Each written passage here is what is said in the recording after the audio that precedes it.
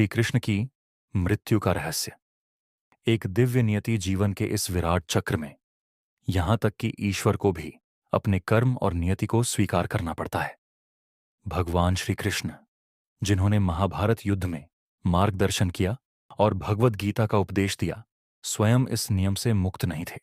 उनकी मृत्यु न केवल उनके भौतिक जीवन का अंत थी, बल्कि द्वापर युग का समापन और एक नए युग की शुरुआत थी।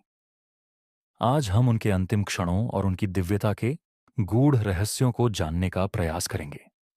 गांधारी का यह श्राप। तुम सृष्टि के स्वामी हो, फिर भी तुमने यह विनाश होने दिया।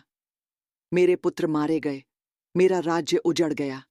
जैसे मैं अपने पुत्रों का शोक मना रही हूं, वैसे ही तुम भी अपने यादव कुल के विनाश को देखोगे, और तुम्हारी मृत्यु भी अप्रत्याशित रूप से होगी। और वेदना से उपजा था।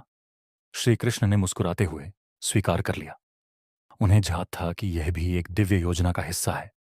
महान यादव कुल, जो अपनी वीरता और समृद्धि के लिए जाना जाता था, अपने अहंकार और लालच का शिकार हो गया।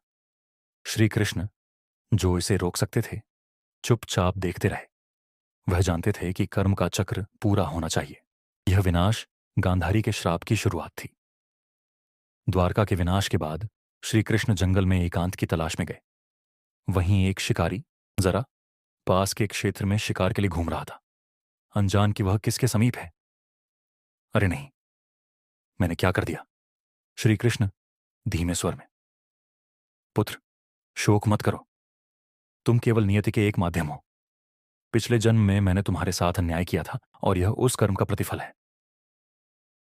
श्री कृष्ण की मृत्यु केवल उनके शरीर का अंत नहीं थी, यह द्वापर युग का समापन और कलयुग की शुरुआत थी।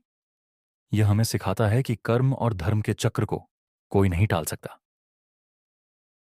जब श्री कृष्ण ने अपना भौतिक शरीर छोड़ा, उनकी आत्मा परम स्रोत में लौट गई, हमें प्रेम, धर्म और नियति को स्वीकारने की सीख देकर।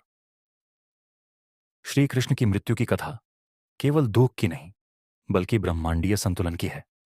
यह हमें सिखाती है कि जीवन और मृत्यु ईश्वर की एक बड़ी योजना का हिस्सा है।